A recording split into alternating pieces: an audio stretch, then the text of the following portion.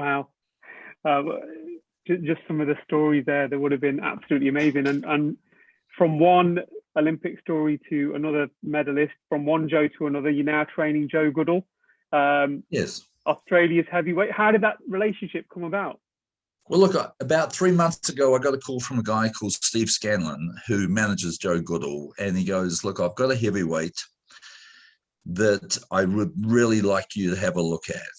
And at the time, I had parted ways with Joseph Parker after 8 years, and he knew that there was an opportunity there to bring, they had watched what I'd done with Parker, and he really believed in this kid. And he said, "Look, I think you guys will have chemistry.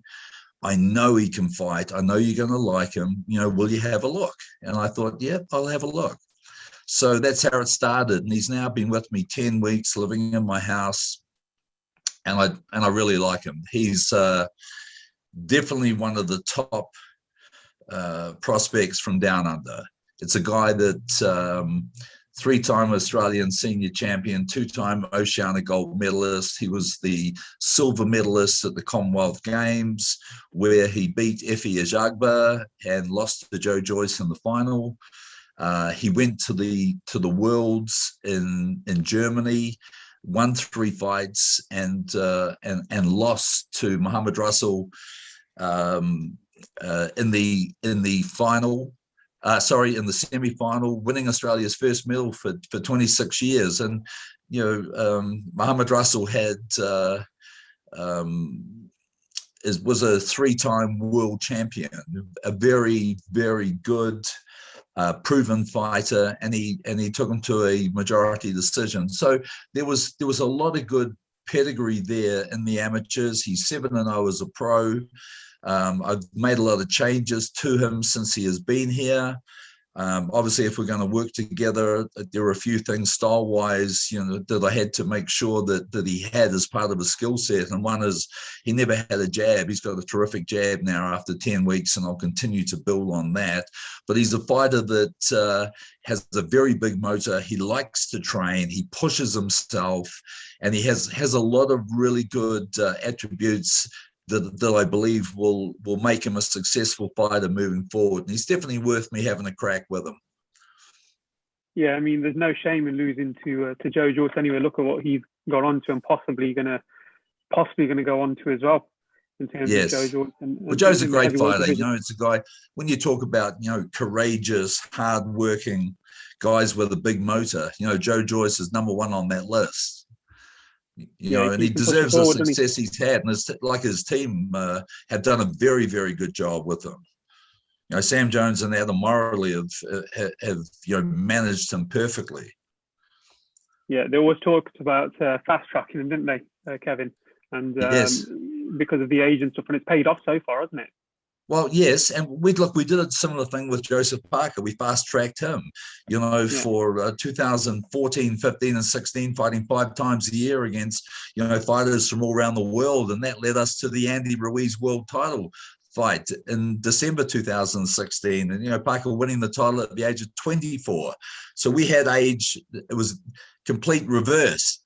We had a young guy that we were going to challenge and push, and they had an older guy that they knew they had to put the foot down from the get-go. Yeah, and it paid off.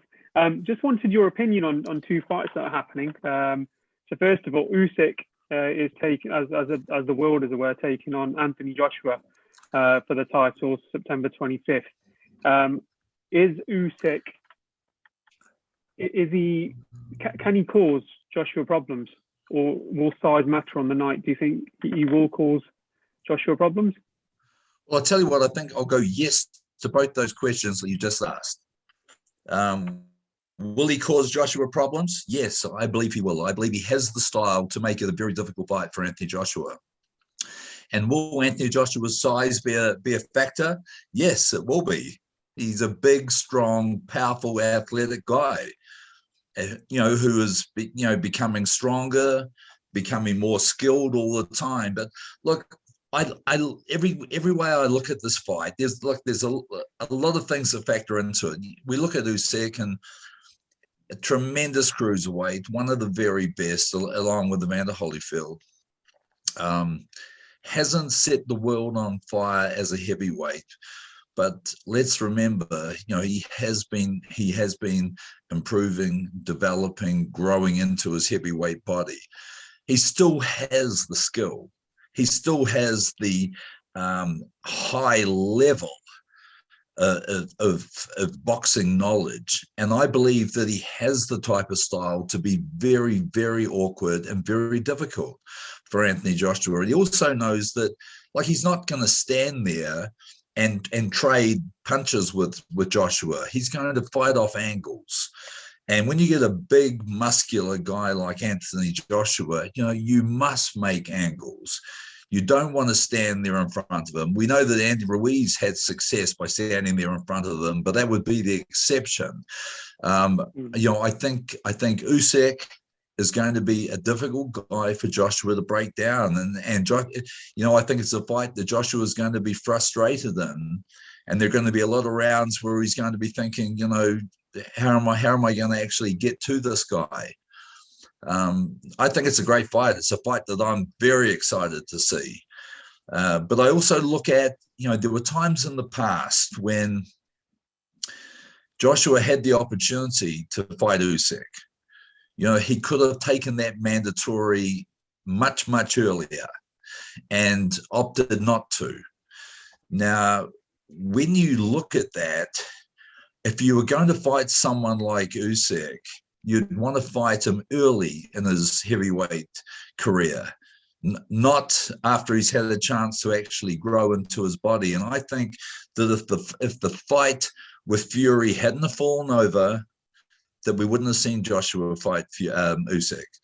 I just think that they know that it's a difficult fight. I think they know that it's not a good style for Joshua. And I think we'll see that when they do fight September 25. It's a tricky one to call, isn't it, Kevin? Very tricky. And what are your thoughts on Fury versus Wilder 3? Do you think it will be the same outcome, a similar outcome? Do you just see it nothing but a Fury victory? Or are we foolish, or is anyone foolish to count Wilder out? Well, no, I think when you've got devastating real power like what Deontay Wilder has, you can't rule him out.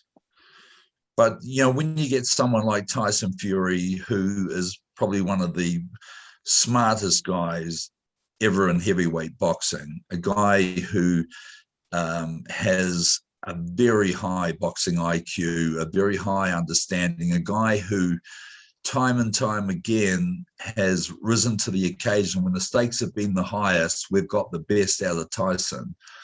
And I just feel, we saw it in the Klitschko fight. We saw it in the Fury fight, the Wilder fight. The second performance was absolutely picture perfect. The way he dismantled him. We know that he embarrassed Wilder in that fight. And the thing that I don't like about Wilder is, when things, for any fighter, when things don't work, you have to take a degree of the responsibility yourself. And he was very, very quick to blame everyone else around him bar himself. Now, okay, he's brought Malik Scott on as his coach now, and look, I love Malik, and we've had a long relationship with him for many years. And I was very happy for him to get that job. But is he going to turn him around enough to be able to overturn a complete whitewash of fight 2? I don't know.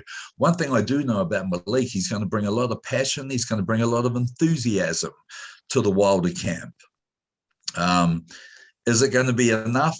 Is he going to bring enough to actually overturn the performance of fight 2? I doubt.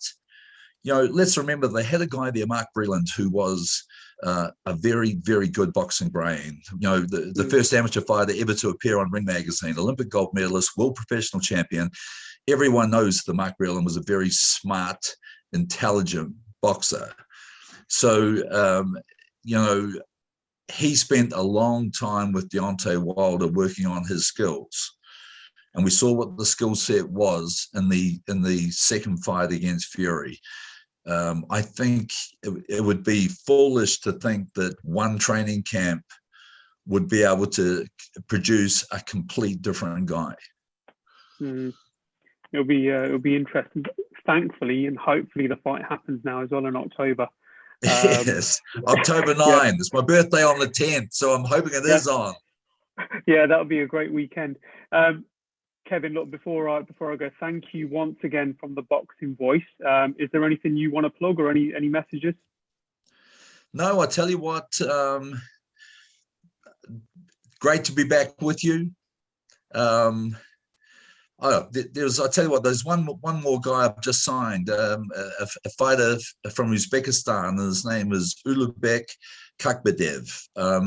I'm working with a company called Evo, and which is a new management company, and this is our first fighter signed with Evo.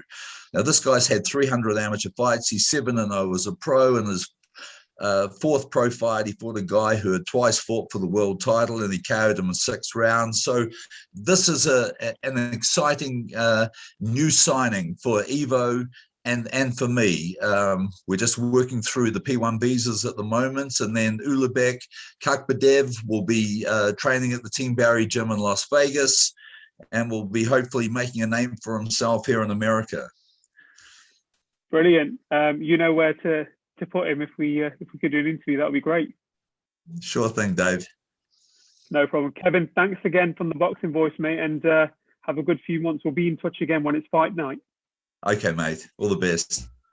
Cheers. Enjoy the video. Feel free to hit the like, subscribe, and share. As always, if you want to support us to the next level, head over to the patreon.com/ThaBoxingVoice. We have tons of exclusive from Border Wars, Entitled, betting shows. The list goes on and on and on. But in addition to that, if you guys have questions for fighters, trainers, and promoters, this is where you can submit them. We will run out, get these questions answered, and put it back on the show just for you guys. Appreciate it. Peace.